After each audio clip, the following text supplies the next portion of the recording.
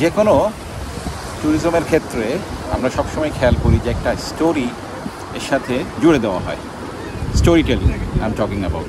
Story টেলিংয়ের আসলে এতটাই পাওয়ার, বিশেষ করে ট্যুরিজমের ক্ষেত্রে যদি প্রপার স্টোরি টেলিং করা যায়, সেক্ষেত্রে এই স্টোরিটা কিন্তু অনেক মানুষকে আকর্ষণ করে ওই ট্যুরিস্ট প্লেসটাকে ভিজিট করার জন্য। আপনি ইন্ডিয়াতে অনেক ফোর্ট দেখবেন যেগুলোর পিছনে অনেক হন্টেড স্টোরি কিন্তু আছে। কিছু কিন্তু সত্যি, কিছু কিন্তু একদম সত্যি নয়।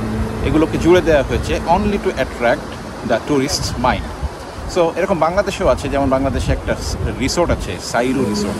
সাইরু রিসোর্টে কিন্তু একটা স্টোরি আছে, আপনারা অনেকেই জানেন, ওই স্টোরিটার বললাম না। সো যেমন মাথিনের কূপ স্টোরি আছে, এবং মানুষ কিন্তু শুধুমাত্র মাথিনের কূপে কিন্তু দেখার মতন কিছুই নাই, কিন্তু শুধুমাত্র এই স্টোরির জন্য মানুষ সেখানে ভিজিট করে। So story telling is a very good skill. If you can rightly fit it with your destination, with the tourist destination, surely you can attract many tourists. So storytelling is important.